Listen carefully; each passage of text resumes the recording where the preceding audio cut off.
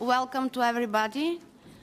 Let me open this workshop on avoiding waste and making resources available. My name is Maria Jeliazkova. I'm coming from Bulgaria. In the project of Council of Europe and in developing the guide, I was representing European Anti-Poverty Network, which is a network of national anti-poverty organizations from the member states and plenty of European-wide organizations. As we could see from the title, this workshop will address the problems of poverty and inequalities from a different perspective. The reason for that is that usually when anti-poverty actions and strategies are concerned, we hear the argument that all of us have very good intentions and goodwill, but there is lack of resources. So there are not enough resources to implement our goodwill. However, in Europe and in the European Union, evidences are accumulating that question this argument. First, because neither the world, nor Europe, neither the European Union have ever been back in history so rich. Second, because it seems that there are intensive processes of formation of superfluous resources everywhere. This concerns each and every type of resources.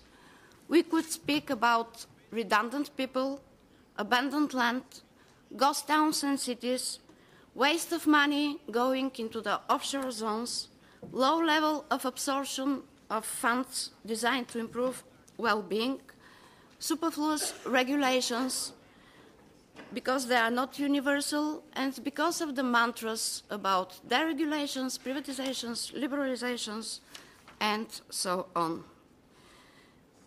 In the years after the Second World War, till 1975, which period is considered by many social scientists like the golden age of Western Europe, there was a special policy and institutional mix, important pillar of which was full usage of resources. After 1975, when there is increase for more than 35 years in inequalities, we are all witnessing the consequences, and some of these consequences are generating of waste. Generating of waste of human beings, material assets, financial assets, cognitive assets, etc. So what we'll try to do in this workshop, what are our objectives, is to review the current state of affairs with superfluous, redundant resources and waste, to try to analyze the reasons for this state of affairs, and to make proposals how we can reorient this development, and of course to exchange and share experiences. So we propose the workshop to be divided in two parts. In the first part, we will review the current situation, what is the situation with waste of different resources, and how this waste is addressed by different organizations. And in the second part, we'll try to make analysis and recommendations, to propose concrete proposals to reduce and avoid waste of different resources. We have here outstanding speakers who are initiators of different organizations that try to counteract the generating of waste in our societies. And as we are already short of time, I'll give the word to Jean Rousseau from Emmaus International to present the activities of the organization and the way they address generating of waste.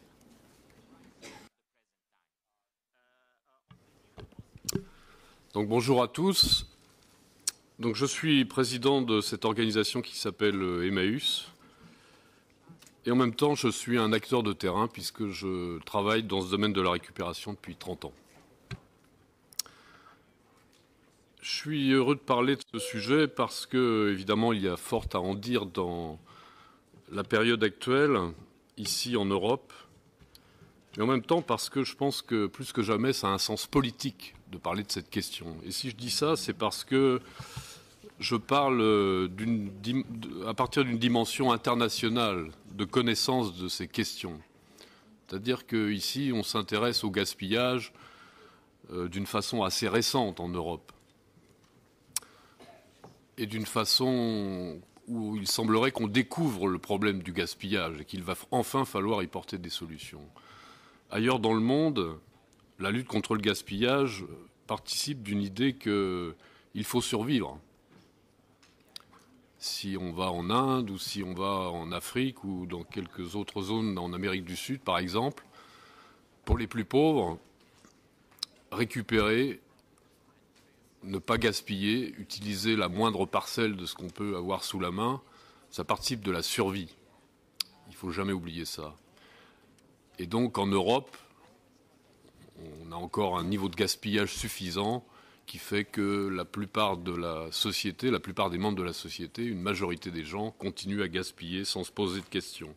Donc il y a peut-être aujourd'hui un moment politique favorable pour qu'ici on se dise que, à la lumière de ce qu'on peut vivre ailleurs, notre société arrive peut-être dans une période où la vraie question pour elle, c'est de survivre en tant que système qui gaspille.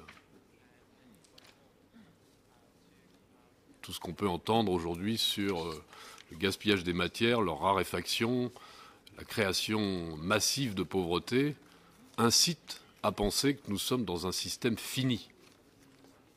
Et donc, qu'il va falloir le réformer. Et la première chose à faire avant de le réformer, c'est évidemment d'arrêter ce gaspillage formidable de personnes, de ressources, qui est le nôtre aujourd'hui. Quand je dis ressources, c'est toutes sortes de ressources. C'est des biens produits, c'est de la connaissance qui ne sert à rien, c'est des finances qui sont gaspillées dans des proportions énormes. Alors je rappelle d'ailleurs que ce métier de la récupération, c'est le métier des plus pauvres depuis toujours, et en Europe depuis le Moyen-Âge. C'est avec ça qu'on a des ressources. On grappille ici ou là, on a des ressources. Et on peut parfois négocier une partie de ce qu'on a récupéré pour obtenir de l'alimentation ou quelques services. Et c'est ainsi d'ailleurs que le mouvement Emmaus est né avec l'abbé Pierre, puisque nous étions tous des gens à la rue. Une partie à l'époque n'avait plus de moyens de vivre autour de ce prêtre que de faire les poubelles, ce que nous avons fait dès les débuts. Et je pense que c'est important de se rappeler ça, c'est que faire les poubelles, c'est souvent le premier moyen qu'on peut trouver et qui existe encore fortement aujourd'hui pour vivre, tout simplement vivre, faire vivre sa famille. Alors au fil du temps, puisque nous avons 60 ans d'expérience, vous comprenez bien que vu la misère qui se développe un peu partout, nous avons développé nos techniques de récupération, avec différents moyens, en allant sur les décharges, en frappant aux portes, en récupérant dans les entreprises, dans les collectivités, un petit peu partout, tout ce qui peut être récupéré, de toute nature, le moindre bout de papier, de carton, de casserole, de chemise, de tout ce que vous pouvez imaginer, tout peut trouver une utilisation, soit sous une forme de recyclage, soit sous une forme de réemploi. Donc nous avons développé des techniques pour recycler correctement, ne pas perdre la matière, la remettre dans le circuit de l'utilisation de matière, et en même temps le réemploi, c'est-à-dire réparer. On répare des vêtements, on répare du matériel électroménager, des meubles, etc. Donc il y a toute une science de la récupération qui s'est développée, avec très récemment, évidemment, une attention particulière de la société et des gouvernements qui ont vu qu'il y avait là aussi un travail politique à faire. Donc il y a eu des directives déchets au niveau de l'Europe, avec des transpositions dans les droits nationaux. Donc nous avons accompagné ce mouvement pour pouvoir aujourd'hui participer et organiser la collecte des produits électriques et électroniques en fin de vie. En France, nous avons été à l'origine d'une écotaxe sur le textile, par exemple, qui fait l'objet d'un formidable gaspillage. Le textile et l'habillement. Et bientôt, nous mettrons en place des structures aussi, en lien avec les pouvoirs publics, autour de l'équipement des ménages.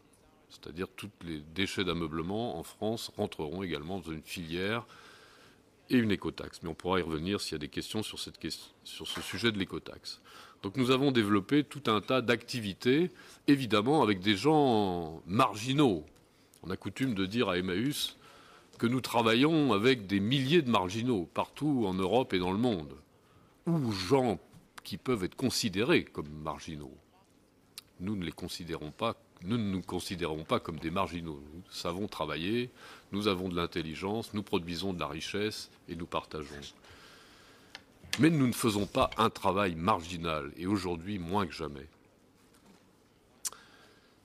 Alors cette philosophie de la lutte contre le gaspillage, elle inspire évidemment d'autres activités. Vous imaginez que dans d'autres pays, et je vais reprendre l'exemple de l'Inde, il y a longtemps qu'il n'y a rien à récupérer de ce qu'on connaît chez nous.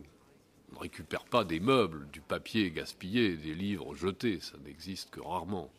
Ne parlons pas de l'Afrique, où dès que vous avez un accident de voiture, si vous laissez votre voiture sur le bord de la route, en l'espace de quelques heures, il ne reste plus rien.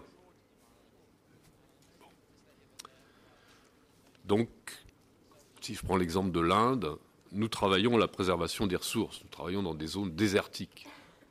Donc pour survivre dans des zones désertiques, il faut s'intéresser à l'eau. La moindre parcelle d'eau doit être sauvée. Donc nous mettons au point, avec la science locale, c'est-à-dire ce que nous disent les anciens, des techniques qui permettent de ne pas perdre l'eau, c'est-à-dire de la recueillir quand elle arrive, quand elle tombe, et de l'utiliser avec parcimonie, avec toutes les techniques de choix d'espèces, de compostage, d'utilisation raisonnée de l'animal, etc. Nous sommes très experts dans ces questions, tout simplement parce que c'est une obligation pour exister encore demain. Et je pense que ces façons de travailler, hélas liées à la grande pauvreté, devraient largement inspirer les sociétés modernes. La facilité de la consommation nous rend inconscients des richesses que nous avons dans nos mains. Je pense qu'on pourrait encore donner beaucoup d'autres exemples sur la façon dont nous utilisons le peu que nous avons. Nous construisons des maisons avec les emballages en bois. Nous faisons des maisons en palettes, par exemple, en Europe. Certes, les pouvoirs publics n'aiment pas trop ce type de construction, qui ne répondent pas aux normes, mais elles ont un grand avantage. Elles coûtent moins cher en matériaux. On peut associer les futurs habitants à leur conception, à leur réalisation. Elles sont très économes en énergie. Un autre exemple est celui des isolants pour le bâtiment que nous avons mis au point.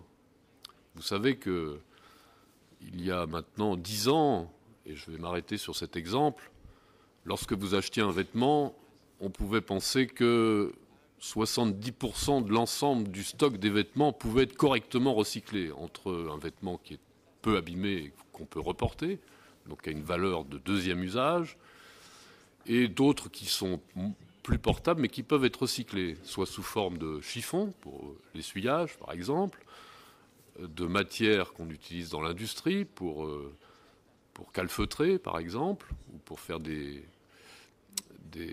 rembourrages dans la sellerie. Enfin, il y a tout un tas d'utilisations possibles. Tout ça, c'était possible parce que nous avions des textiles à peu près de composition à peu près connue et donc réutilisable en tant que telle, en tant que matière, du coton, de la laine, du lin, etc. Aujourd'hui, vous achetez des vêtements qui sont formidables, qui sont magnifiques, d'un aspect extraordinaire, qui durent peu longtemps, très peu longtemps, parce qu'ils s'abîment très vite. Mais ils ont cet avantage d'être beaux pas trop chers, parce que fabriqués aussi avec des main-d'œuvre exploitées, mais ils ont une durée de vie très limitée, et en tout cas, ils sont faits de multiples composants qui rendent leur recyclage très difficile. Ça veut dire qu'on a inversé nos proportions avec cette production nouvelle des possibilités de recyclage. Un vêtement aujourd'hui, c'est plutôt l'inverse. On va correctement remettre dans le circuit peut-être 40% de la matière, soit en vêtements qui n'aura pas été trop abîmés, soit en matières qui pourront être recyclées. Donc il faut se creuser la tête pour trouver des solutions de bonne utilisation. Donc nous avons imaginé de créer un isolant pour le bâtiment à partir de matières sélectionnées. Donc il y a du coton, il y a un peu aussi de nylon, qui nous permet de faire des isolants de grande qualité. Nous avons fait certifier. C'est compliqué de faire ces choses. C'est très intéressant. Ça produit d'excellents produits. Ça fournit du travail aussi, il ne faut pas l'oublier. Le tri des vêtements fournit du travail. Quand on ne fait pas faire ça dans des pays à prix de main-d'œuvre, évidemment. Mais en tout cas, c'est une façon intelligente de réutiliser des choses usagées pour des besoins très importants aujourd'hui. Vous savez tout ce qu'il y a de nouveau à créer encore dans l'isolation de nos bâtiments. Donc, plutôt qu'aller encore gaspiller et fabriquer des produits qui sont d'ailleurs très voraces en énergie, pour fabriquer les isolants, il faut consommer beaucoup d'énergie. Pourquoi ne développons-nous pas ces process ? Nous avons eu 1000 misères à faire certifier nos produits, parce que nous sommes dans un milieu très concurrentiel, et les producteurs de l'isolant industriel, neuf, ne nous ont pas rendu la vie facile. Il faut aussi des capitaux pour créer un process industriel, pour créer des équipements, des installations de production. Nous ne trouvons pas les capitaux. Bon, vous voyez qu'il y a tout un tas de questions qui se posent autour du gaspillage aujourd'hui, qui devient aussi un enjeu marchand. On pourra y revenir dans les questions.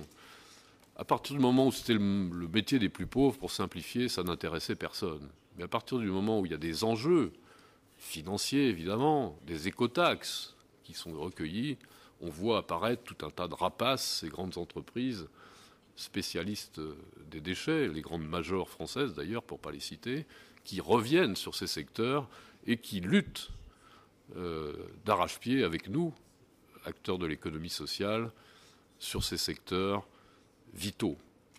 Voilà, j'arrête là, ça pourrait durer longtemps, mais j'arrête là. C'est un sujet très intéressant.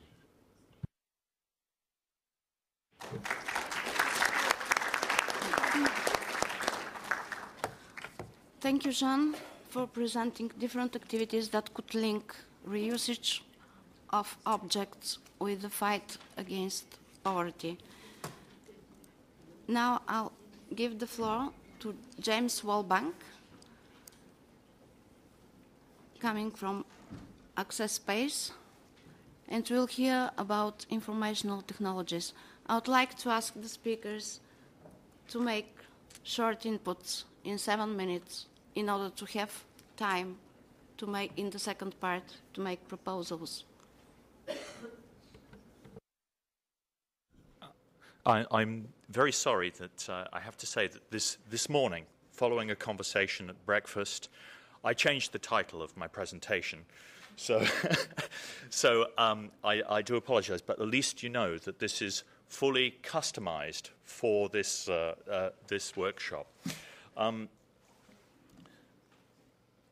I'd like to talk about Access Space, which is an organization based in Sheffield, in the UK.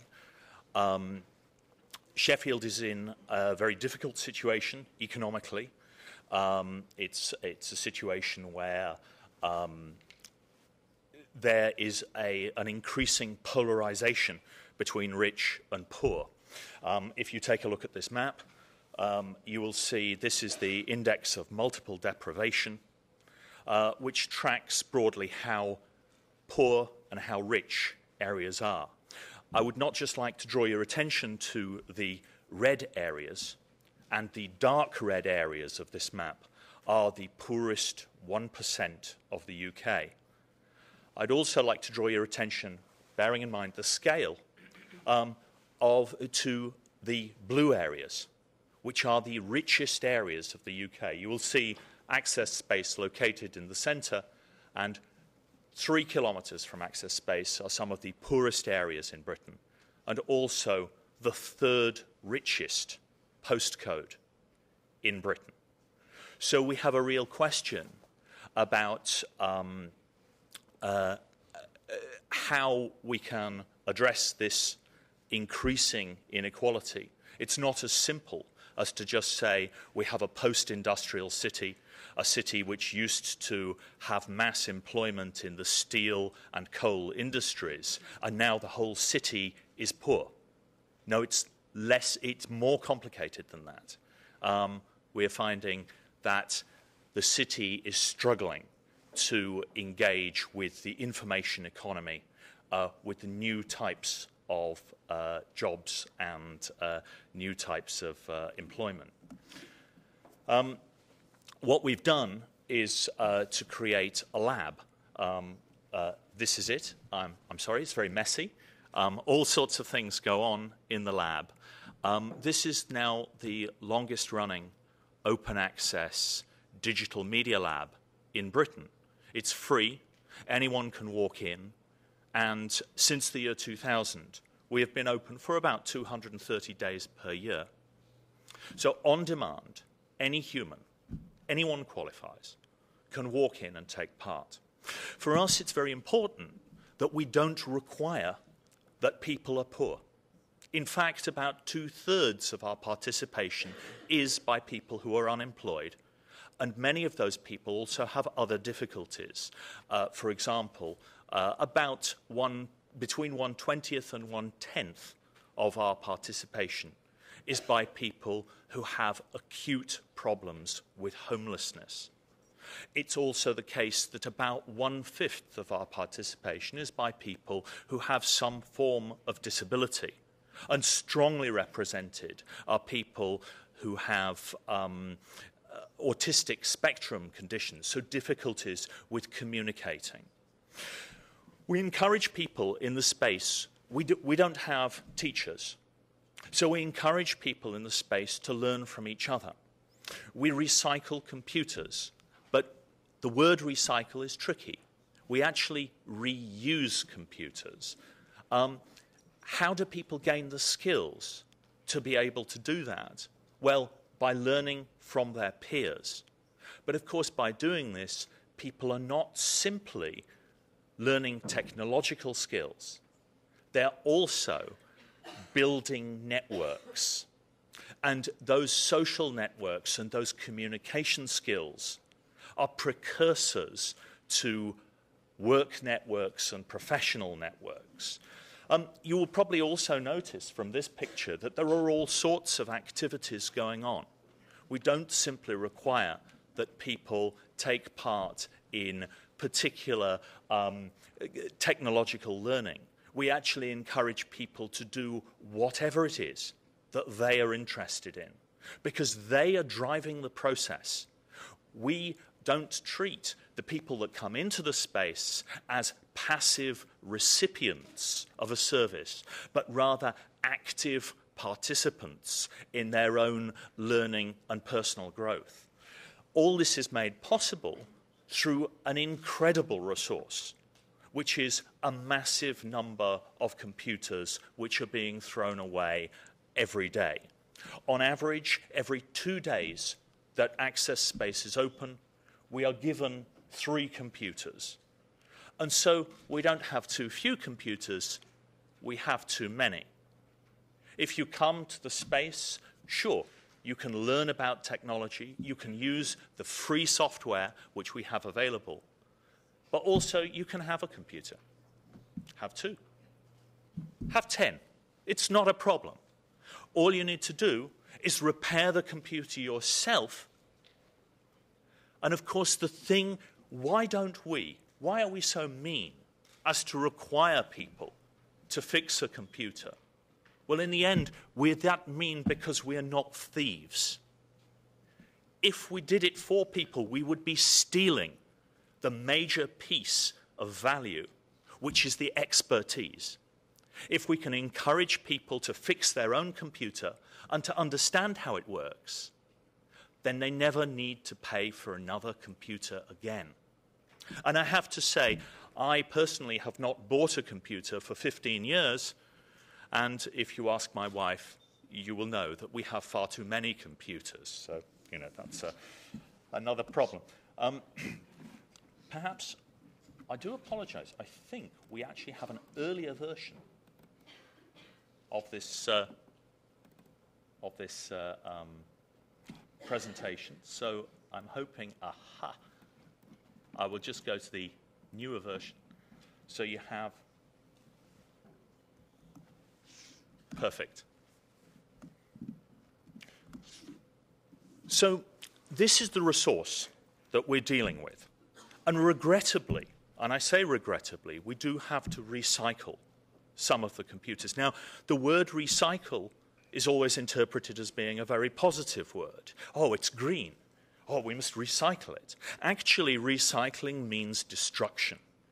It means smashing a global communications center and making it into maybe 4 to 5 euros of metal. Is that a good deal? Well, economically, it may be a good deal. And it can particularly, let's have a look at the carbon situation. What you find is that economically, recycling is a great deal, right? But it doesn't necessarily do as much for the planet as we would like to happen. What is the market objection to waste reduction and waste reuse, which, as you can see from this diagram, have very low carbon inputs? The principal objection from the market is that these activities are time-consuming and they require high levels of skill. So, of course, the input costs are high. It's not worth it. This is one of the reasons why if you have a computer that is 5 years old, you will have difficulty selling it on eBay. In terms of money, it's worth very little. Okay, sorry, I will be as fast as I can. But the key here is to understand that the center of the process is about building skills.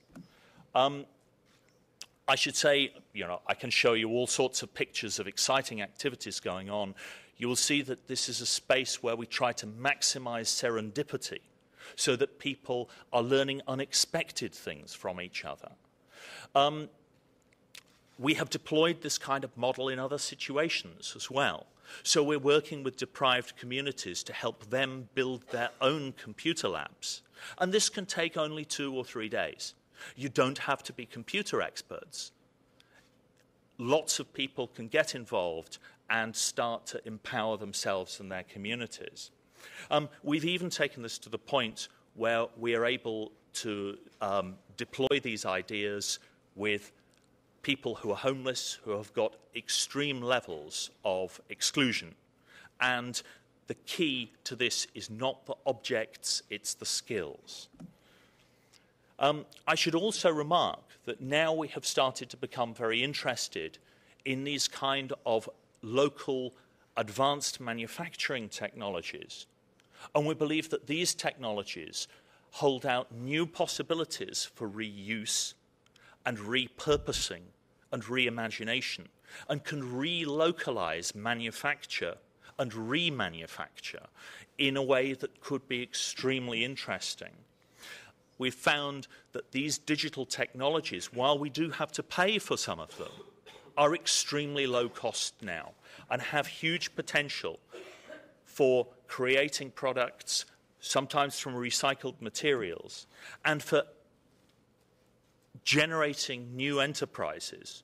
Quite recently, this particular enterprise, Pimeroni, we helped to incubate just 4 months ago, and already the organization employs 3 people full-time and is starting to expand, and they have a national distribution network for their products. So we're starting to see that manufacture, and particularly advanced manufacture, can be applied to the question of reuse and do-it-yourself peer learning. So what this is doing is this is trying to develop people on 3 axes. we're starting to say, yes, technological skills are important, but it's also important who you are connecting with. Social networks are vital, but also it's important to have a creative imagination, and that means having fun. It means being excited and motivated by what it is that you do. And when all three of these capabilities can be developed, then people become unstoppable. It's possibly worthwhile just reflecting. It's my final slide. It's possibly worth reflecting the question, what is trash? What is the quality of matter that makes it rubbish? I was recently in Basel, and word got around, I think, and this appeared outside my apartment.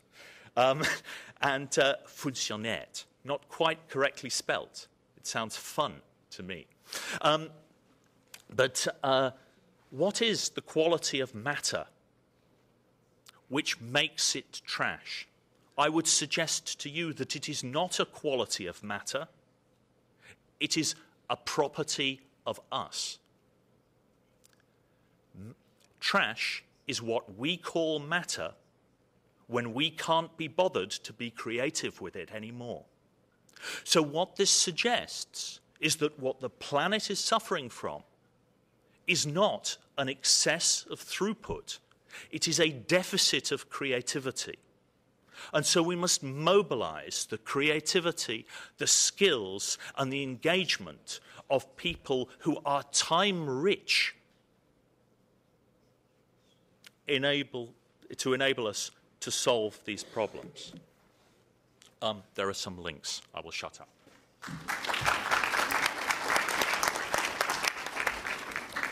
Okay, thank you very much. I hope we'll have some time for questions and comments on this very interesting experience. But now, as we are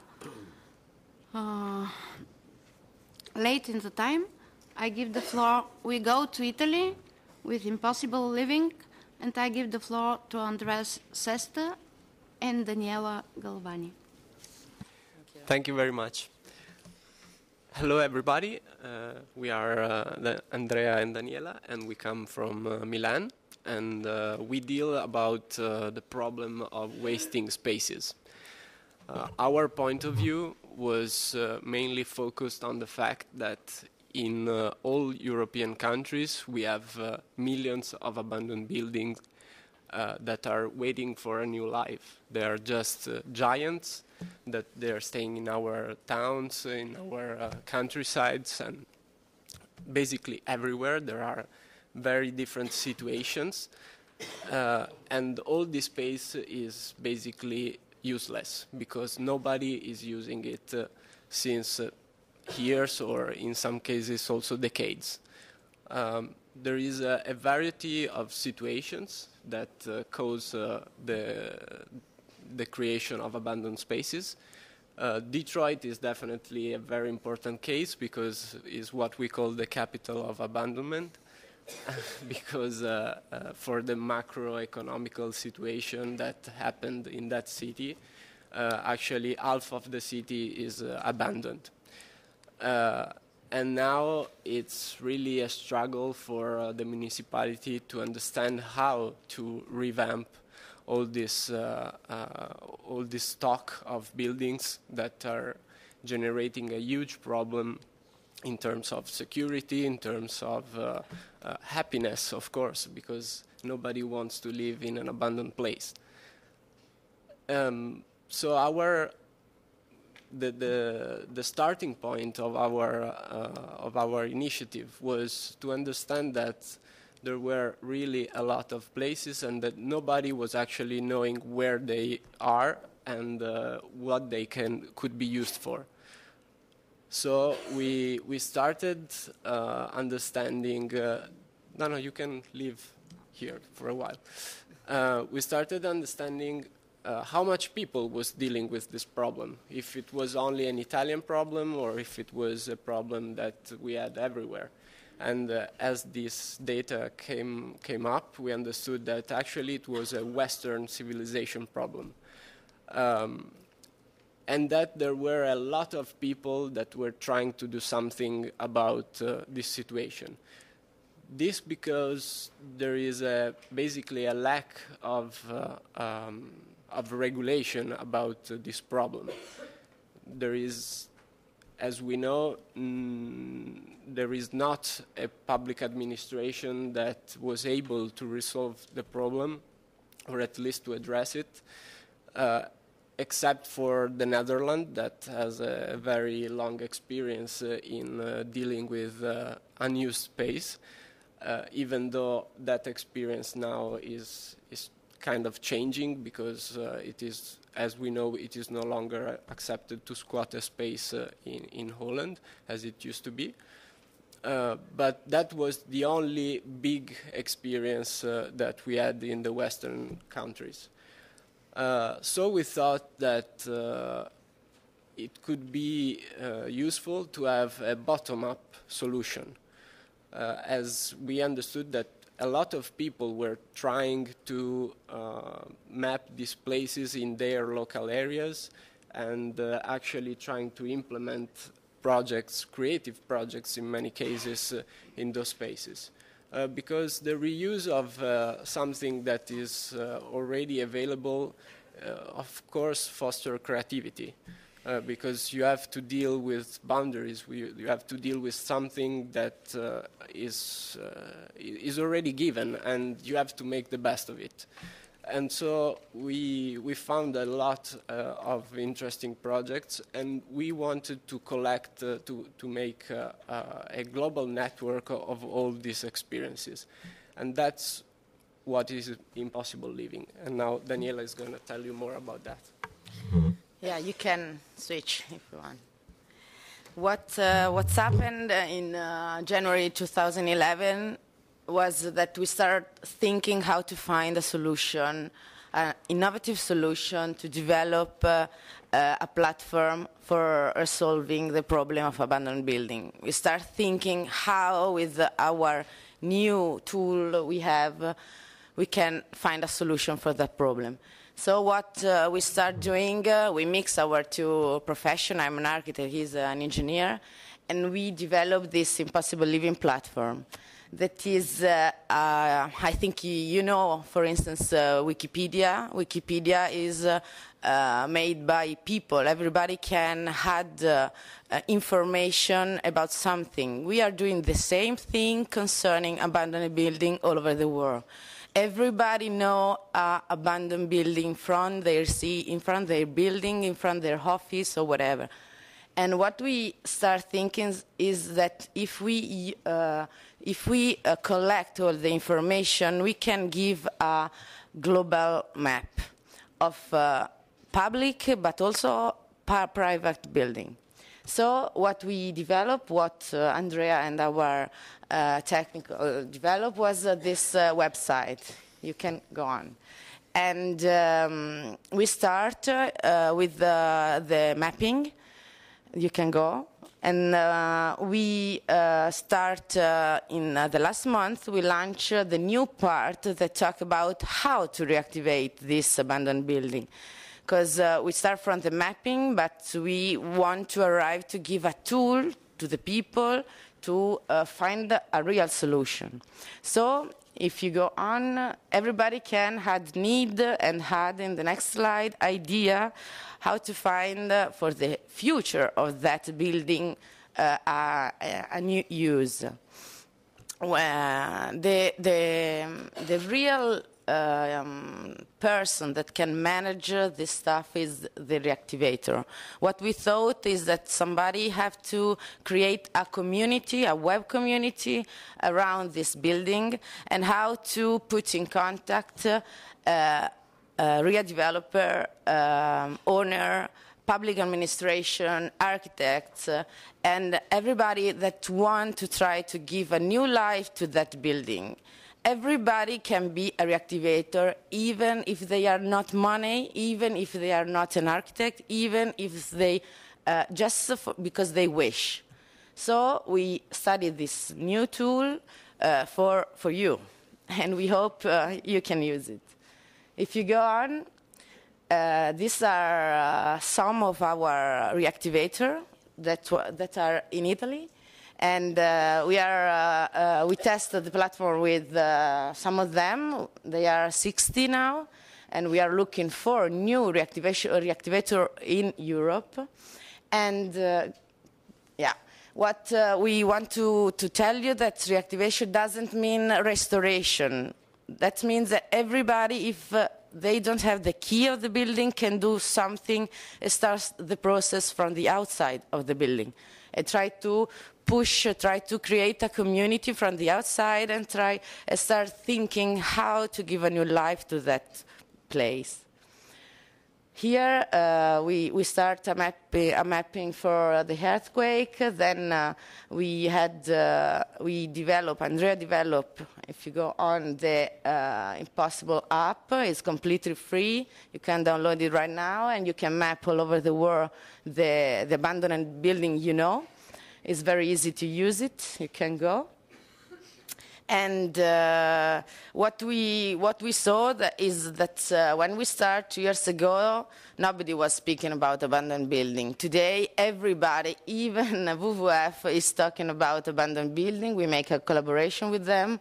And what we saw, we came... you can go. We came here for Edgeryders 1 year ago. They was talking about, of course, commons, and we saw that it's a very important problem that we have to solve. Some number in the next slide, and we have more than 1,000 users, and it's growing. It's very it have a very big impact in Italy, at least, this topic. You can go in the next slide, so we finish. Here we are, me and Andrea, we are the founder, and then there are a lot of people that are working with us. And what we are looking for also are partners, architects, everybody that can understand, can develop a business plan talking about abandoned building, all the group association that want to do something outside or inside an abandoned building. And that's it.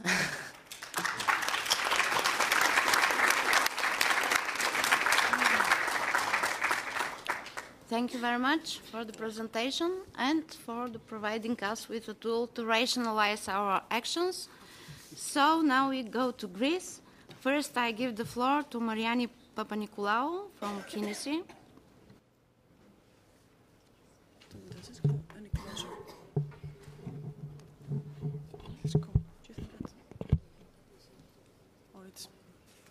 I don't know if you can hear me. Okay. Hello, everybody. I'm Mariani from Kinisi, Patras. Kinisi means motion, and it also means movement. So it's an initiative for the defense of the rights of immigrants and refugees that live in Patras. Patras is a city of Greece which is, has a very big port to the west, connected to Italy.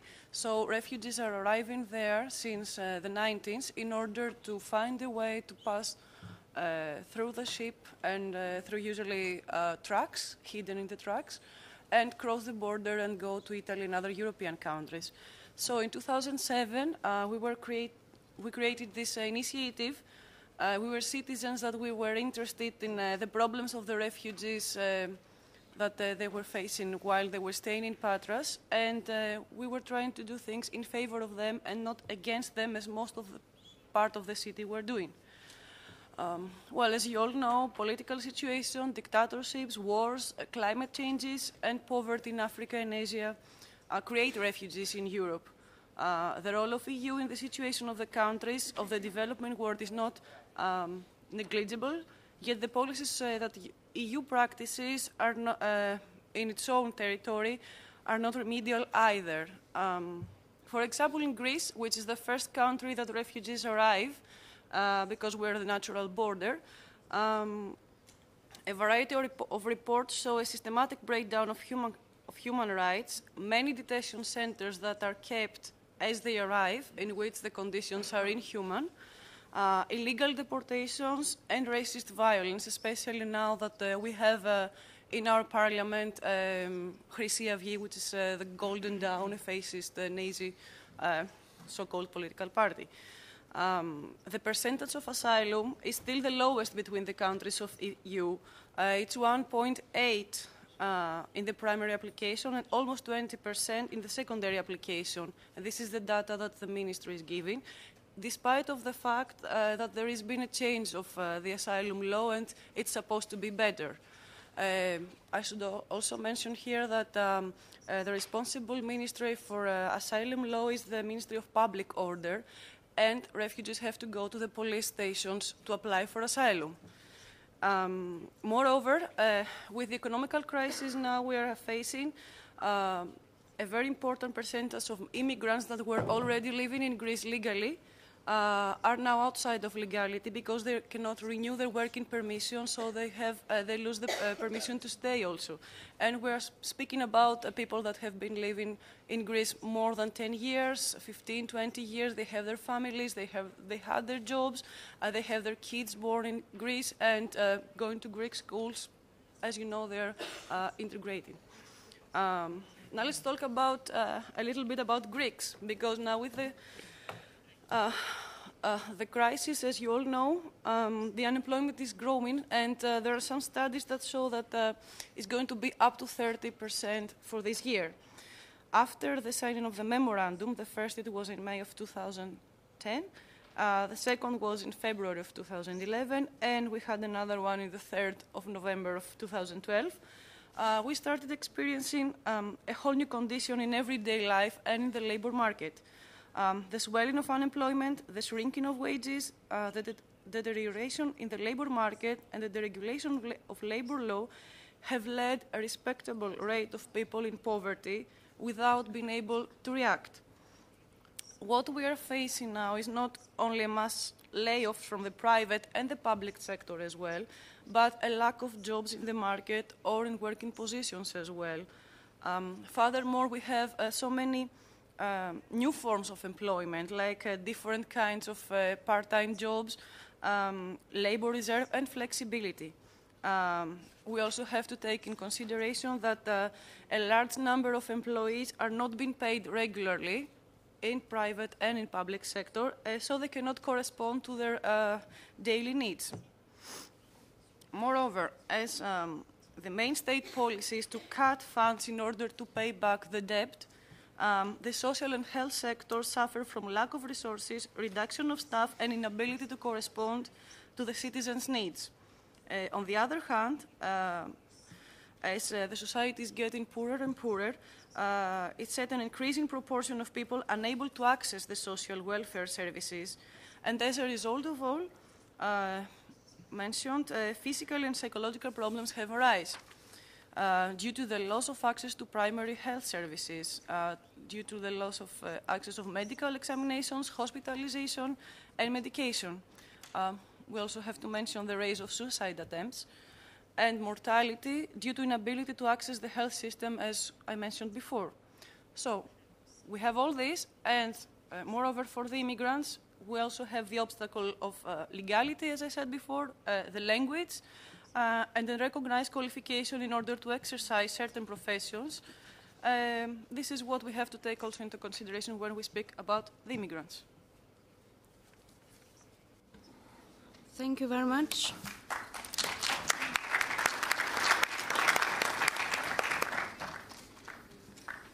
Of course, it's very important to speak about the rights of immigrants and the worsening situation. And if I could add for Greece, it seems that soon we should speak about some kind of defense of rights of immigrants, because unemployment is more than 50%, and intensive flows of young people are leaving Greece and European Union in the situation when there is demographic problems. increasing retiring age, and when it's supposed that European Union and some countries with worse demographic situation have not enough young people. These are the paradoxes that we are faced with. Now I give the floor to Chatzivaryti from Social Pharmacy of Kavala, Greece.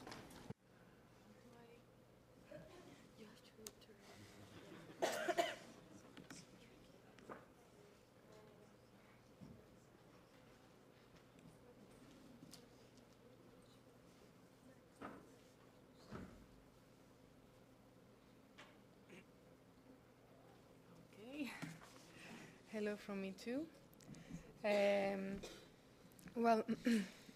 My name is Chatzivaryti, and I'm here also with the president of the Social Pharmacy, Ms. Rakitz. And I would like to present this case study that we did, this pilot activity that we did in Greece, and I would like to put it out of the context of Greece, because I think that way you jeopardize the opportunity of this model to be adopted. I think that we are here to promote, to propose activities that can be adopted by other cities and to make proposals. And this has nothing to do with any political or sociological context. That's my personal opinion. Although I agree with the presentation of my of the other Greek speaker, which pictures very well the situation today in Greece. Very briefly, I would like to say that in Greece, after 2010, we have started experiencing this, the true face of crisis, and this pressure also triggered the creativity.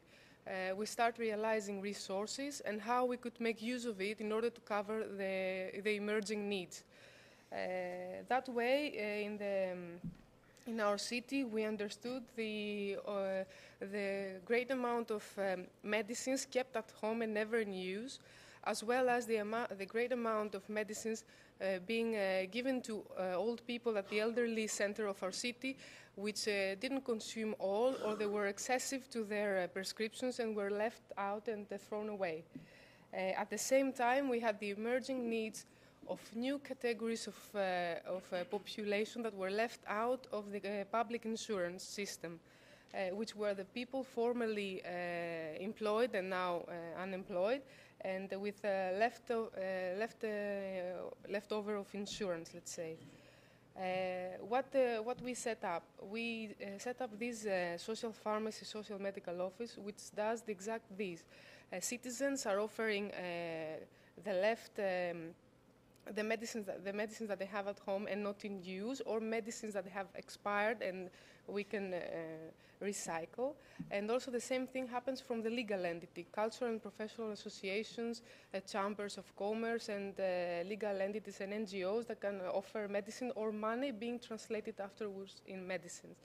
Beneficiaries apply and receive a welfare allowance that enables them to make use of the free examinations and free medicines collected from the social pharmacy. There is an organization committee examines every 10 days the new applications in order to provide allowances, and at the same time the beneficiary can make use for the first time the free examination and free prescription, even by waiting the allowance to be given to them. To whom it's addressed? This structure is addressed to immigrants, people without legal permission to our country, employees without insurance coverage, and employees with insurance coverage, but without the ability to pay the monthly fee in order to get full coverage in their insurance, homeless people, and handicapped people without family or any other support. The structure is being run by the Pharmacist Union, the medical union of our city, the Medicines du Monde, PNOI NGO, which is an NGO working with families in crisis, KFA NGO, which is an NGO working with drug addicts, and also with the support of the municipal body working with welfare provision. Each one of these associations or NGOs or institutions have one representative in the organization committee running the pharmacy. The roles of each one of them is different, and the role of the municipality is one very restricted, just providing the space, furniture, or any other software or whatever it needs for the operation for the social pharmacy to operate. Most of the work is being done by the doctors and pharmacists offering for free their services, and the volunteers that support the operation of the structure. So in numbers, the social pharmacy is working for 9 months now. We have 10 state doctors assisting us, 35 private practice doctors, and 160 volunteer pharmacists. So far, we have provided 563 free examinations, 51 visits in private medical offices, 13 examinations at the city hospital, and 8 visits at homes. The beneficiaries are not persons but families. We talk about 110 families and 24 more applications pending now. The total value of the medicines collected is about 50,000 euros, and more than that, the social pharmacy is also contributing and donating the medicines, so for them not to be expired. We have donated so far 25,000 euros of medicines of neoplasmatic diseases that were in shortage in our national health insurance system, meaning that we are starting to support even the insurance system, which is right now being collapsing. We have 4,000 euros of medical consumables being donated to the public hospital, and 600 euro worth of pharmaceutical material being given to the Africa mission. Again, this is for now, and then we will come up with the proposals. I don't know how it's going.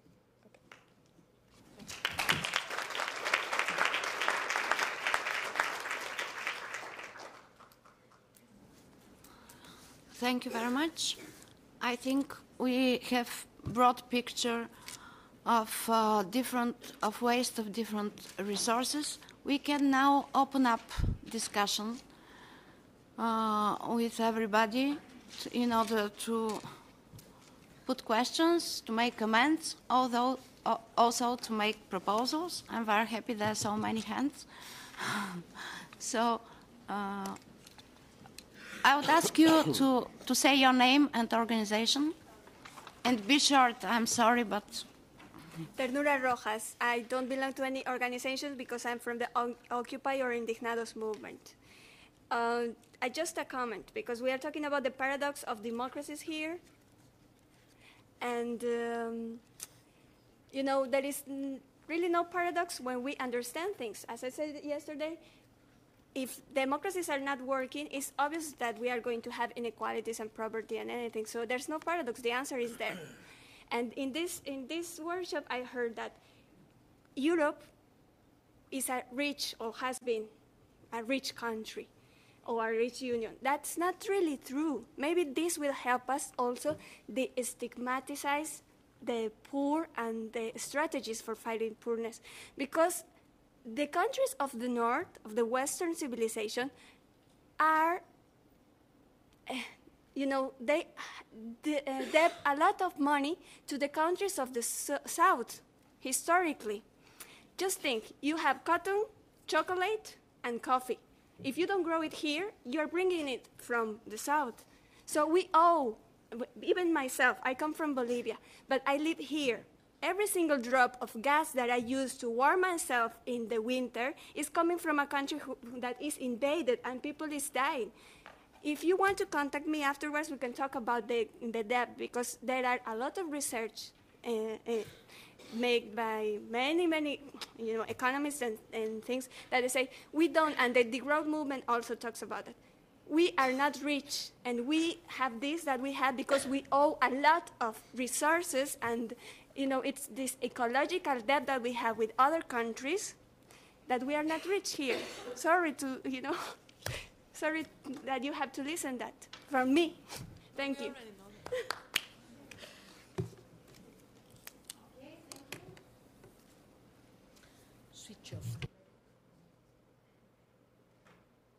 Okay, hello, my name is Christina, I'm from Greece, and I'm very happy of what and Mariani told about what's going on generally and how the Pharmacist presented. I'm very glad, and I hope that in Athens, which is a bigger city, more pharmacies will open soon, and maybe you can help us create a new in the center of Athens.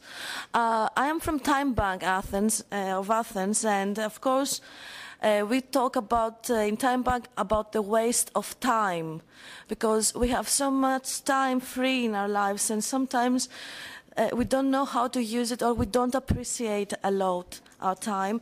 And we try, we have a website as well, and if someone is interested, I can give him the ideas and the website after the concert, after the workshop. So I would like to ask a question to Andrea Sesta from Italy, and your presentation was really inspiring, and we have so many buildings in Athens that they are there waiting for us to do something about them, and squats was the only solution until now. But the government is very, very strict against the squats, and police hits all the time people who are there and try to do something. And I will definitely go to your website, but I want to ask you, how do you deal with the police, with people with the state? And I would like to have an advice from you about this. Thank you.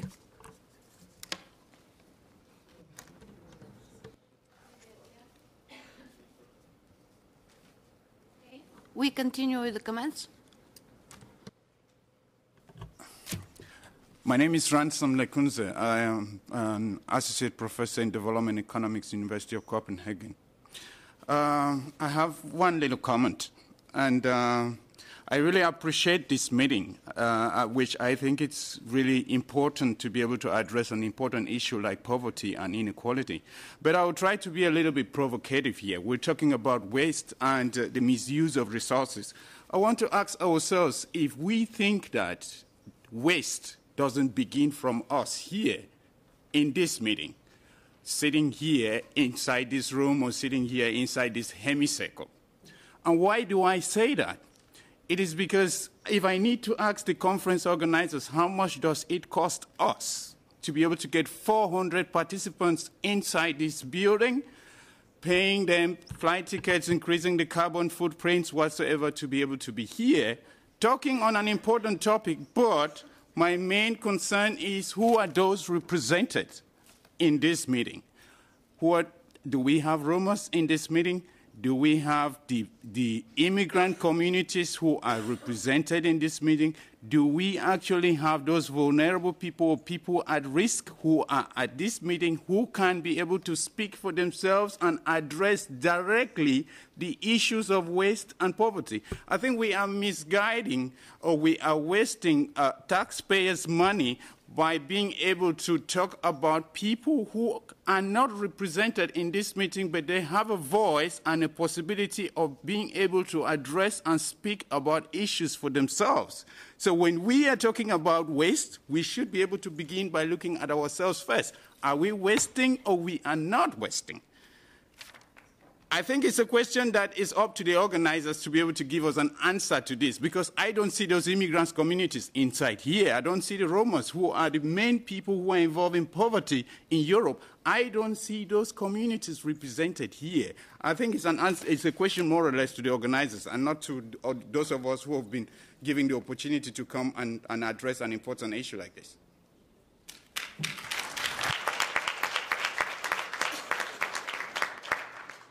Thank you. This is important question.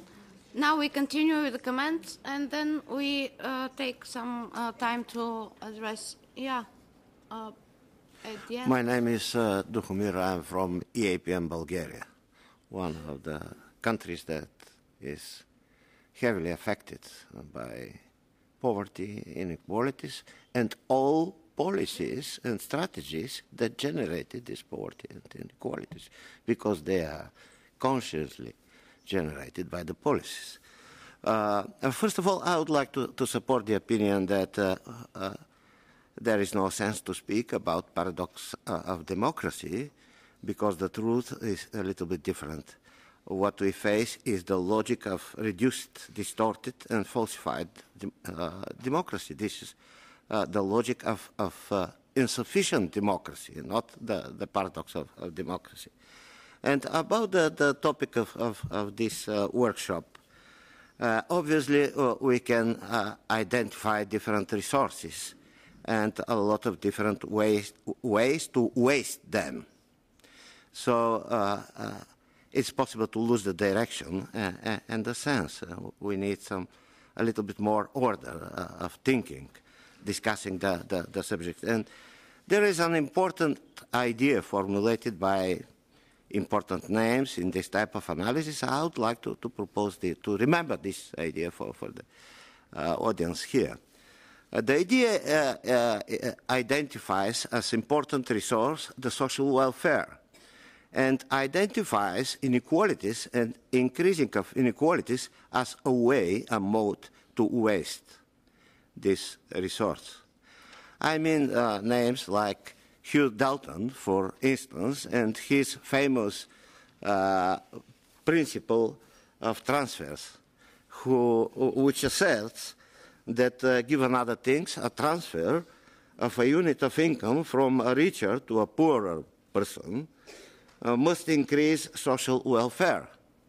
This idea, this principle, was extensively used by big names of this type of analysis. I mean Amartya Sen, also Atkinson, Stiglitz, and many other people.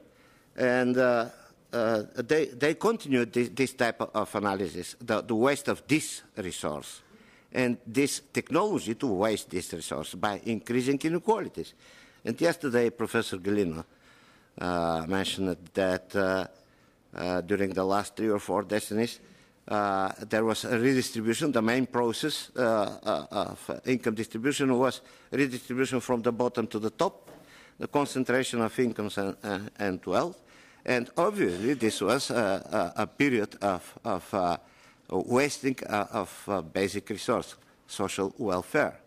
I would like to remember also the analysis of Atkinson, who measures how many social welfare we lose because of inequalities and increase of inequalities. And this is closely connected with the topic we discuss here. By the way, we waste also some other resources, not only social welfare.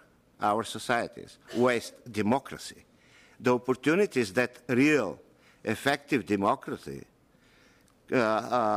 provides to societies in order to achieve better development, normal development. But this resource is largely wasted during the last decades. We waste also moral values. As the General Secretary of the Club of Roma mentioned the last year, economies and policies have deviated from the authentic, genuine moral values. And this is a fact. And we waste also knowledge, especially social knowledge and social sciences. Social sciences are systematically suppressed, even persecuted, underfinanced. And they don't produce the knowledge that they could produce, and that could be very useful for the policy-making process. And as a result, the policy-making process is based on ignorance and small interests of the powerful group in the society. The result is deviant policies, even criminal policies. We can observe that policies become more and more criminal in the sense that they produce more and more harm. They are harmful for millions of people. So it could be useful to think about these fundamental resources and the way they are wasted. Of course, the others are also important. Thank you for the attention. Thank you. My name is Fernando Morales de la Cruz from ITIMA, the Itinerant Museum of Art. I am extremely happy to have heard the presentations here today, especially Andrea, Daniela, Lo and Mariani, because you are a symbol of hope, of what people could do when they stop being indifferent. Unfortunately, I must say that I believe that the biggest problem is that there are very few of you, and there are too many of us who perhaps are not doing enough. So I would like to just point out two very quick issues. I believe that the biggest problem in the world is indifference, because if we had more people like you and others, we could actually solve it. And second, when we talk about the wasting of resources, I would like to join the professor and everyone here who believes that perhaps we should think about austerity ourselves first. I'm a big fan of Gandhi, and Gandhi used to wear very fancy suits, well, when he started in life. But when he succeeded in life, he stopped wearing fancy suits. Albert Einstein, who also was a big fan of Gandhi, stopped wearing fancy suits, and that didn't make him look less smart or stupid. So I would just like to point out that perhaps if all of us, meaning not only those who were lucky enough to be here, but all of us in the world, and that means more than 7 billion people, stopped being indifferent and took some action and believed in austerity like Einstein, Gandhi, and my friend the professor here, if you allow me to say that, perhaps we could do more. And so one very important thing is that I believe that we have to communicate that to every one of our friends, family, but especially to ourselves every morning in the mirror. Thank you.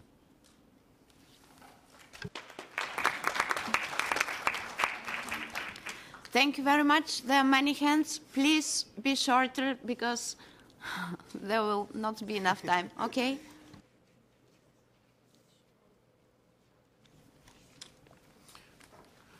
Oui, Durand Berger, Association européenne des institutions d'éducation non formelle des enfants et des jeunes. Je remercie beaucoup les intervenants de tout à l'heure qui ont donné des expériences qui me semblent fort intéressantes et qui devraient se multiplier effectivement à travers, disons, tous ceux qui sont ici. Je crois qu'on peut être des multiplicateurs, ça a été dit hier. Il est vrai, votre intervention que vous avez dite tout à l'heure par rapport à un certain nombre, disons, de catégories de personnes, de pauvres, etc., qui ne sont pas représentées, c'est vrai, mais je crois que la pauvreté, elle est beaucoup plus généralisée et ce n'est pas des catégories uniquement de quelques personnes qui me semblent qui sont à relever, mais qui sont aussi, disons, la généralisation aussi. Et je pense notamment aux jeunes, où là, il y a du gaspillage qui se fait effectivement d'une manière très importante en ce qui concerne, disons, la marginalisation et la précarité qui se fait actuellement autour, disons, de ces générations. Il faudra qu'on y réfléchisse beaucoup à cela. Et je voudrais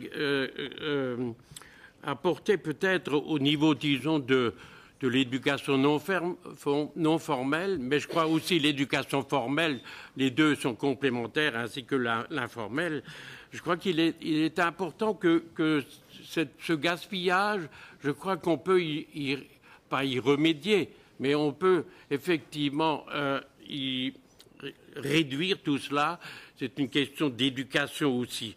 Je crois l'éducation à la consommation sous toutes les formes possibles, pas au niveau, disons, des cours extra-d'État, mais aussi au niveau, disons, des jeunes, des enfants, etc., d'ailleurs où ça se passe d'une manière beaucoup plus facile au niveau de cette éducation. Je crois que là, il y a des choses à faire d'une manière au niveau de nos associations, de nos ONG, etc., de nos groupes de travail, autour, disons, de cela. Et sous des formes très, très différentes, à la fois au niveau amont et au niveau aval de cette consommation. Mais il y a aussi quelque chose qu'il faudra qu'on fasse attention, et ça a été dit à un certain moment, je crois que c'est M. Rousseau qui l'avait dit, attention à la récupération, à la marchandisation, disons, d'un certain nombre, disons, de formes de récupération de cette histoire de formation autour, disons, de non-gaspillage. Et je crois que nous, en tant que citoyens, il faut aussi que nous soyons pas autour en amont, intervenir autour, disons, de toutes ces productions qui engagent le gaspillage des outils, des machines qui ne fonctionnent qu'à un certain temps parce qu'il faut les renouveler très rapidement. Et là, nous avons aussi, nous, à intervenir autour de ça, même autour des emballages, etc. Et je crois qu'il y a déjà des associations qui font un travail énorme là-dessus, même sous forme ludique. Merci. Thank you. Please be short, because there are many hands and we have still 5 minutes, I don't know, for discussion. So I'll try to go in the order I've seen your hands. Thank you very much. I try to be short. My name is Zoltán Massai Kozubek. I represent here the European Public Health Alliance, which is a Brussels-based NGO advocating for a better health. And I would like to react to James' presentation. To be honest, I was very much impressed by the map of the city Sheffield, where we have seen with red color the poor areas and with blue color the richest areas. And my short question is, have you ever tried to compare those data with health, with available health data? Because I have seen many similar maps, and evidence show that there is a strong link between poverty and health. And our experiences show that the lower the socio-economic position, the worse the health status is, and which means in practice that inequalities in poverty mean also inequalities in health. So by tackling those factors leading to poverty, the so-called socio-economic determinants of health, education, workplaces, housing, we can also have better public health outcomes. I thank you for your attention. Thank you. I propose the answers to the questions to be together with the proposals. So there was a man at the back. Okay. I'm Raji Lanre from ADA Association in Strasbourg. I live here, so I did not waste a lot of energy and carbon to be here. I came with my bike yesterday, and today I walked. My question was to Wallbank, James, if you mind. My association, I'm just an administrator inside, called Immigrants, does about the same thing as you do. But my wish, if you can, is to help me set it up in Nigeria or Benin. So, and that's the first question. And the next one will be for Mr. Rousseau. And comme Monsieur Rousseau, si vous le permettez, on est chez nous, on va parler français. Voilà, donc je me suis permis il y a quelque temps de contacter Humanis Mondelsheim concernant le recyclage des téléphones portables usagés. Il se fait que vous le faites par l'atelier Bogage, je crois, dans la région parisienne, et je trouvais que localement, il était possible de ne pas transporter des téléphones portables de Paris pour pouvoir les vendre à Cronenbourg ici. J'ai eu une réponse négative à ma proposition de travailler ensemble dessus. Donc, je souhaiterais, c'est la deuxième proposition, que la solidarité commence aussi localement entre nous avant d'aller sur l'international. Merci.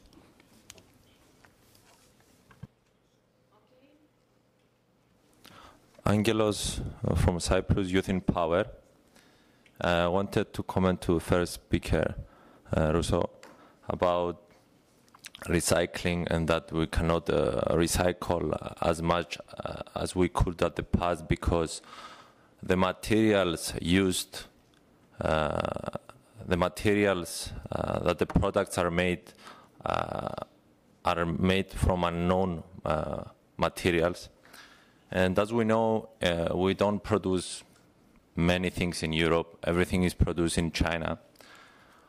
When we import products from China or any other third country, we can impose higher taxes, we can impose higher tariffs on those products that cannot be recycled or they're made of unknown materials.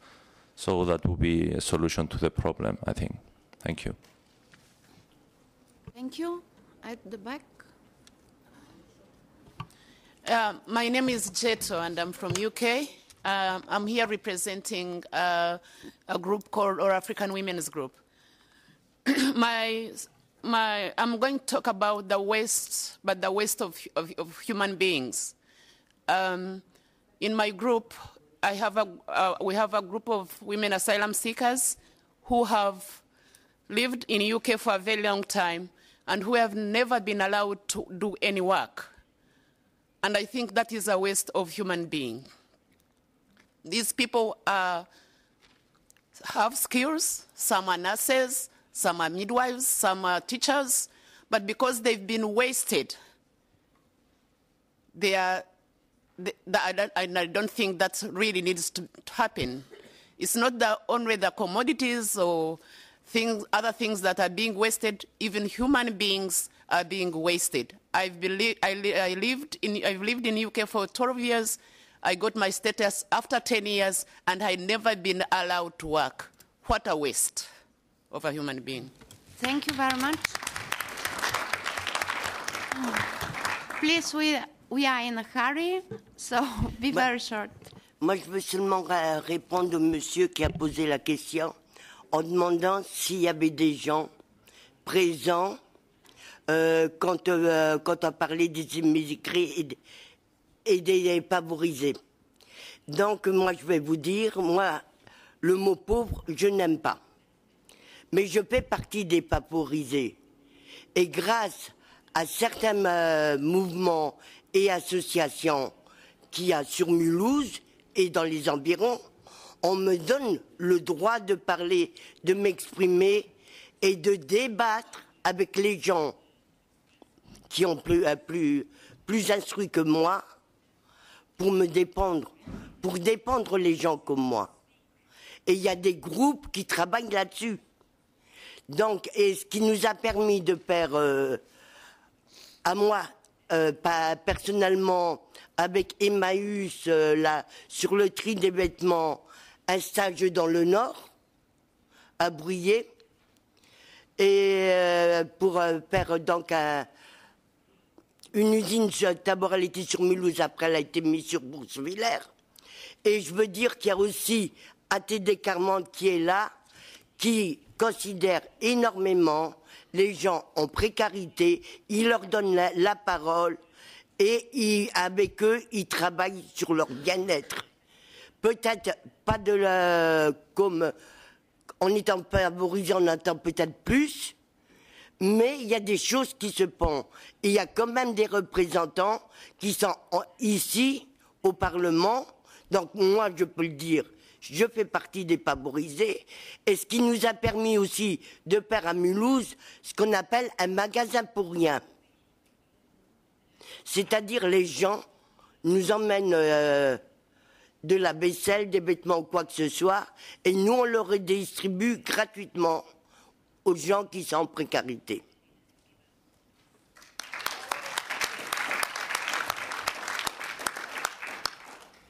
Yes, I think there are other people that could answer in the same way as well, first, and then what the gentleman said about widening the base of poverty. In some countries, material deprivation is around 80% of the population. So, okay, you have the floor. Hi, my name is Yuri, and I'm here representing the Sustainability Office of the University of Edinburgh in Scotland. I see, after hearing many speeches in this conference, I remember a metaphor that I read. It was actually a study that I read a few months ago, and it's about a dam. And it's about how the people who live closer to a dam are the ones less scared that the dam would burst. And obviously this goes against sort of common sense. And the reason the researchers give is that if the people that live just by the dam were as scared as we would expect them to, they would just not be able to sleep at night. So they go into denial because that's the only way they have to live. And I think the crisis we are experiencing in Europe is a sort of metaphor for that dam, because a lot of people just cannot live with the idea that there is so much poverty and inequality, and therefore they deny what is happening. I think this room is full of people who can actually live by that dam, and this is a very positive thing. And this is something that, like that gentleman said earlier, should give us all hope. So I would like to thank the panelists as well. I've also done my own research, and it is a fact that people are much more willing to listen to others when they give positive thoughts rather than very negative thoughts. Europe is not a perfect place. It is not a perfect continent, and it's definitely not perfect in the way it deals with other continents either, but it is better than it was 70 years ago when we were all killing each other. And having said that, I would like to ask a question to Andrea and Daniela. Your project seems really interesting to me and is related to the work I do in Edinburgh. And I was just interested to know whether you have encountered perhaps more positive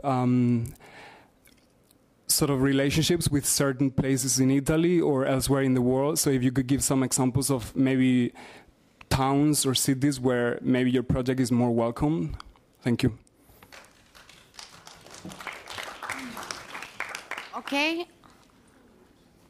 Can we finish now with the discussion and return to the speakers because there's short time?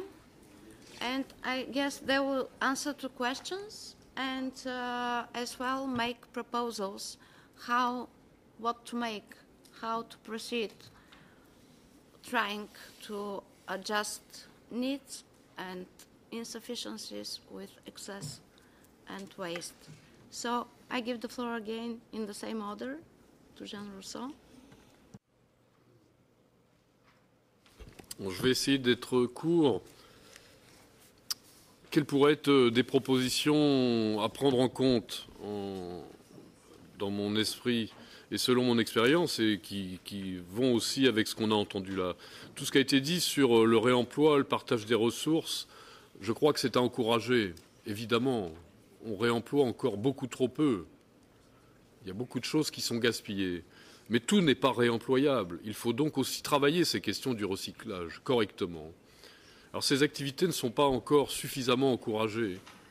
Il a fallu se battre, par exemple, pour imposer dans la législation sur le recyclage la notion de réemploi. Ce n'était pas quelque chose d'automatique. Il a fallu se battre. Et notamment, les organisations de la société civile ont dû lutter contre les grands groupes qui voulaient tout recycler et qui continuent à faire ce boulot, d'ailleurs, d'une façon déplorable. Le recyclage de masse, aujourd'hui, c'est on broie tout et après, on sort quelques pépites de trucs, mais ce n'est pas du boulot, ça.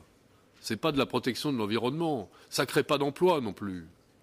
Un ordinateur, ça se démonte proprement, par exemple. Ça ne s'écrase pas. Bon. Il y a tout un tas de choses encore très utiles à faire sur la protection de l'environnement. Dans un esprit aussi économique, pour économiser, pour favoriser le meilleur de la ressource qu'on peut sortir du recyclage, mais aussi pour éviter le gaspillage humain. Créer de l'emploi aujourd'hui, c'est important. Faire tous ces trucs d'accompagnement aujourd'hui, les associations d'insertion, ça a des limites. On accompagne vers quel emploi? Il n'y a pas d'emploi, il n'y a plus de création d'emplois. On détruit des emplois. Donc ce qu'il faut, c'est, de notre point de vue, inventer une autre économie. L'économie que nous avons sous les yeux, même si elle est encore très puissante, efficace, pleine de fric, elle va à sa perte. Il faut créer une autre économie qui a des autres objectifs, les objectifs de travail communautaire, les objectifs sociaux, de création d'activités pour les gens, et d'économie de ressources, de systèmes sobres. C'est ça l'avenir. L'économie de demain, elle existe déjà, c'est l'économie sociale et solidaire. Elle est trop peu encouragée par les pouvoirs publics. L'Europe, d'ailleurs, fait un sale boulot là-dessus, un très sale boulot. Elle encourage la privatisation de l'économie au travers des directives, des discussions, des mesures qui sont prises. J'appelle ça du sale boulot. Ce qu'il faut aujourd'hui, c'est que les gens reprennent leur destin en main contre l'initiative privée. Je suis content d'entendre qu'on doit tous se regarder dans la glace le matin. On a besoin de faire ça. Mais notre société de demain n'est pas une société d'individus qui se regardent dans la glace. C'est une société de gens qui se réunissent pour faire du collectif, revenir à des choses communes qui donnent du sens, de la relation sociale, de l'amitié, de la fraternité. C'est ça dont nos sociétés crèvent. Elles n'ont plus ces espaces de fraternité. C'est ça qu'il faut encourager. Il faut donc que les citoyens se réveillent et écartent ces politiques européennes qui nous mènent à la perte, qui détruisent des dizaines, des centaines d'années d'expérience du peuple. Les mutuelles, on promeut l'assurance santé, on détruit ce que les ouvriers ont construit, le système mutualiste de protection de santé. On détruit la civilisation en faisant ces choix de la privatisation. On détruit nos civilisations européennes. Je suis assez virulent, mais je crois que c'est la vérité. Nous vivons ça, nous les pauvres. Nous avons eu ces petites protections, nous ne les avons plus aujourd'hui, les protections sociales. Je pense que les citoyens devraient se réveiller et pas faire seulement que de se regarder dans la glace.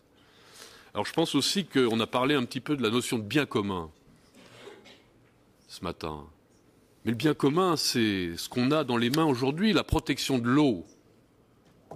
On voit que les Italiens ont fait quelques pas là-dessus. Il y a des initiatives citoyennes européennes pour la protection de l'eau comme un bien commun. C'est une évidence absolue. Nous, on s'en fout, on a de l'eau dans nos robinets, on en a dans les fontaines publiques, elle coule partout dans les caniveaux. Mais c'est un bien précieux qui devrait être géré collectivement, publiquement, jamais de façon privée. Ça devrait être terminé. L'Europe encourage ce type de politique. Ça devrait être terminé. Pensez immédiatement à ceux qui n'ont pas d'eau. Bon, quelques exemples comme celui-ci. Je crois enfin qu'il y a d'autres formes que nous connaissons ici, je ne peux pas m'étendre dessus, mais qui relèvent du bien commun. Tout ce qui est de l'ordre de la production alimentaire, de la préservation des terres, tout ça devrait être encadré ou surveillé pour ne pas en faire quelque chose de privé.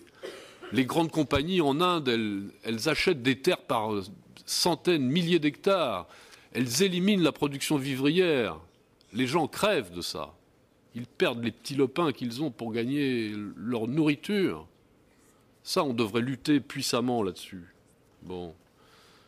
Je crois aussi que nous avons quelques petites expériences de microcrédit, de finance éthique.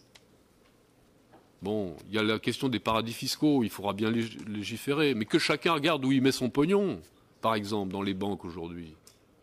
On peut commencer à encourager ces placements qui permettent, non pas de gagner de l'argent pour celui qui le dépose, mais de favoriser. Celui qui place de l'argent, c'est qu'il en a. Il n'a pas besoin d'en avoir plus, forcément. On n'a pas besoin d'être des rentiers, mais cet argent peut servir à ceux qui n'ont pas l'accès à la banque, etc., etc. Il y a plein de choses à faire, formidables, qui participent de l'économie solidaire et qui visent à lutter contre le gaspillage, à la meilleure utilisation des ressources. L'argent en est une.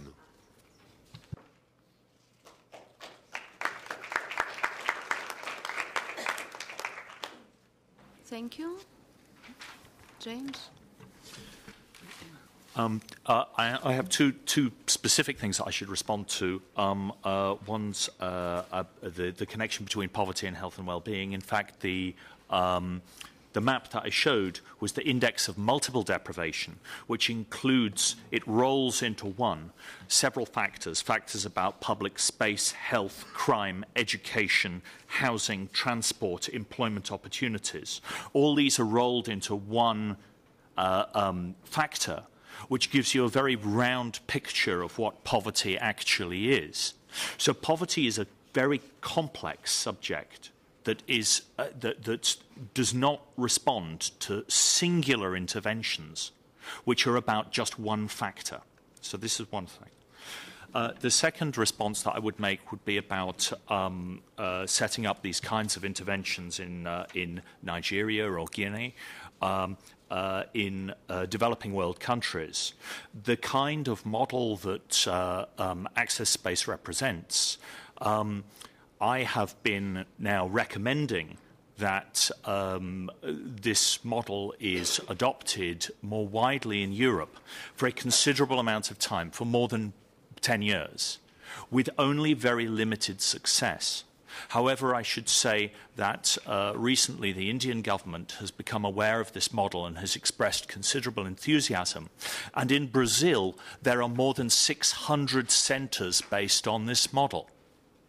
Now,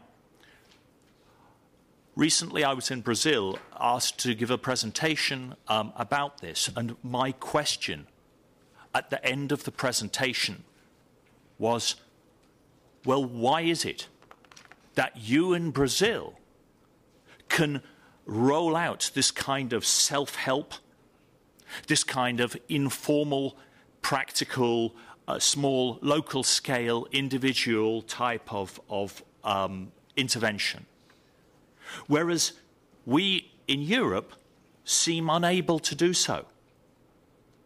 And a man, a researcher who I know, stood up in the audience. He had very good English, and he said, I can tell you, but I don't think that you'll understand. He said, in Brazil, we can make much more progress than you can in Europe because we're disorganized. So in terms of now, this is a very profound idea.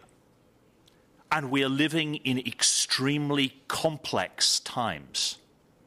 And I can tell you, and this would be my recommendation, in complex times, the correct response is not to plan more. It's to plan less. So I would suggest that interventions need to take the character of defocus, plan less, target less, support contexts in which people can solve their own problems, and value informality.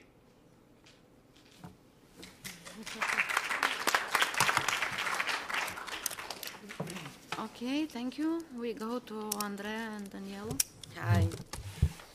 I would like to answer to our Greek friend. What we are trying to do is to create a deal, is to try to find a legal solution without occupying anything.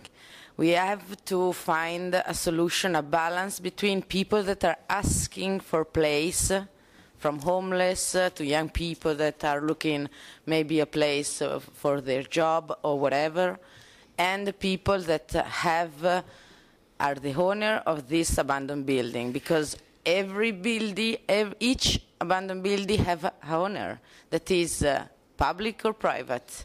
So we have to convince, for instance, the public administration that have to do something for that and have to give their place to people that need it in a legal way. We have to convince that that is the best solution for them. So that's the first thing. Maybe you can answer to the second. I was very happy this morning to hear Professor Mattei talking about abandoned spaces. Can you hear me? Yeah. As common goods, because that was our starting point, actually. We consider the fact that a space, a building, something that required years to be built, millions of euros maybe to be built, is something that is living a suspended life. And this is not possible when there is people that need that space. So I was very happy to hear him say that that should be a constitutional value. And I really think that the nations of European Union should think about that. But meanwhile, of course, we cannot threat our lives to occupy spaces, because that's something that we can spend our life doing something better. And so, meanwhile, we need to understand, as Daniela said, how to deal with the situation. One point that I want to say is that besides the constitutional values, which are something, maybe a big discussion that will take years to become a real law, the European Union could focus about the incentives. How can we stop people from abandoning places? Because in some cases, this is a deliberate action, because some, in particular in the real estate market, it's quite typical that investors they have that own the property of a building, they leave it abandoned because that raised the price of the market in the area. So this is something that should stop because it's unbelievable. And maybe the incentives could help the ones that want to restore and abandon buildings. So maybe the taxation or just money that is given to the people that is doing something good for restoring that building. There was another question about where the project is more liked. We basically right now we are very focused in Italy because of course it's easier for us to deal with the situation. And now the two cities where we are more liked are definitely Milan, which is the city we live in, and Bologna, which is the city we come from. Probably in the next few months, we are going to start some projects with the public administrations, and that will be a huge help for us because, if we can deal with the main owner of abandoned stuff, it's definitely easier to have a program for a whole municipality and not just for a single building, because that's also very important. In situations where you have thousands of buildings, you cannot think of a single solution. You have to think of a wider plan and to think a strategical solution for the city. Last thing is that I really believe what James said about deep planning. I really love that concept. And what I would like to say is that I don't know James, but for sure for us it's 2 years we are investing in this project, and all with our own money. And so if I can say something to the European Union is we need help. We need help because we need money to live and to bring these experiences up in the time. And I think all of us here, as we are considered, let's say, some pilot projects for avoiding waste. So maybe we should have some support to bring our experiences forth in the future. Thank you. Thank you. Mariani? Before that, I would like to ask from Iris to show my presentation, but I focus just on the picture so you can all have an idea about what is going on. As I said before, Kinisi used to do more things about immigrants and refugees in Patras. Now, because of the crisis, we don't have the way to do things just for them. So what we are trying to do is to raise awareness about in Greeks that not only the immigrants are the first victims of the crisis, but they will suffer, and they are suffering more than we do. So we are trying to, for them to be equal in all the initiatives that are being taken into reality now in Greece. This is a picture of the port of Patras. There are immigrants are trying to get in the trucks, and there is the port police trying to arrest them. Next one, please. No, just a picture. This is from Athens Square in Syntagma. This is from a distribution of food that has been happening in many places in Greece.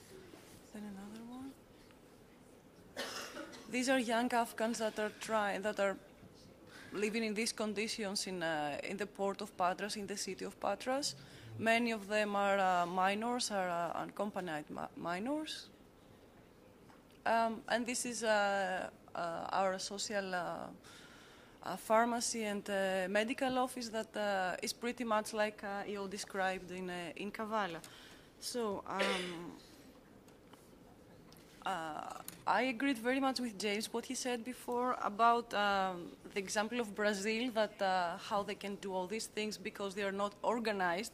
I think this is the same thing for us in Greece, because we were never organized, but now with the crisis we have so many initiatives trying to do things in all these problems, trying to face lack of access to medical health care, trying to face nutrition problems and access to basic needs. There are many, many great ideas that are happening, and there are many, many people involved. So for me, this is the only thing I would just say, that we are new in this, but we are very dynamic and we want to do this, so we need experience from all the other persons and help. And I would like to thank everybody for the support that you are giving to us. I mean, all these days that I've been here, all I hear is good comments and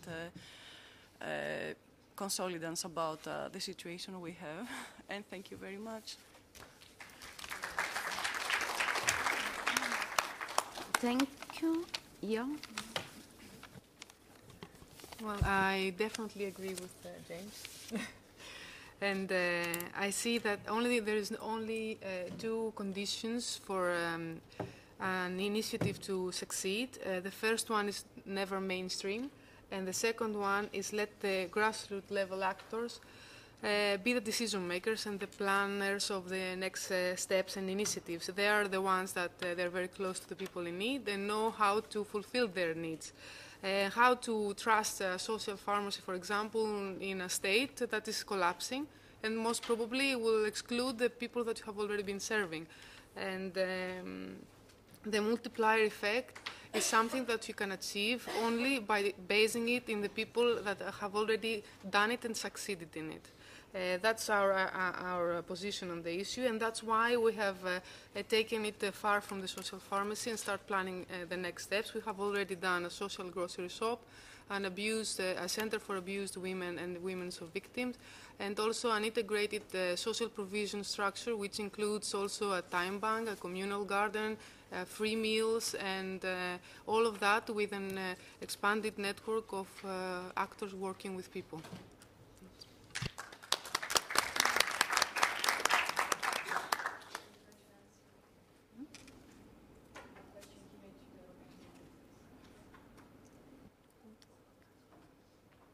There was a question that was made to the organizers, actually, from Mystery. So, je vais juste parler en français parce que je m'exprime en français. Je parle juste en nom personnel comme personne qui a participé à l'organisation, pas comme organisatrice. Bon, je vous entends et je suis d'accord avec vous. Mais de l'autre côté, j'aimerais bien plutôt poser quelques questions.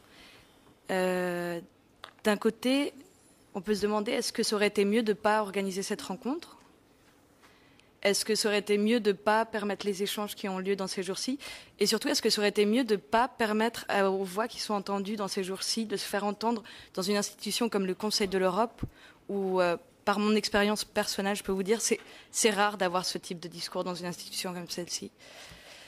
Et pour répondre à votre deuxième question sur les participants, comme j'ai participé donc pas mal à l'organisation et je connais plus ou moins la plupart des gens qui sont dans ces salles. Je ne vais pas vous répondre en termes de catégories et de statistiques, mais je vous invite plutôt à parler avec les gens et vous allez être très surpris de voir qu'il y a beaucoup de gens qui font partie des groupes que vous avez mentionnés. Voilà, merci.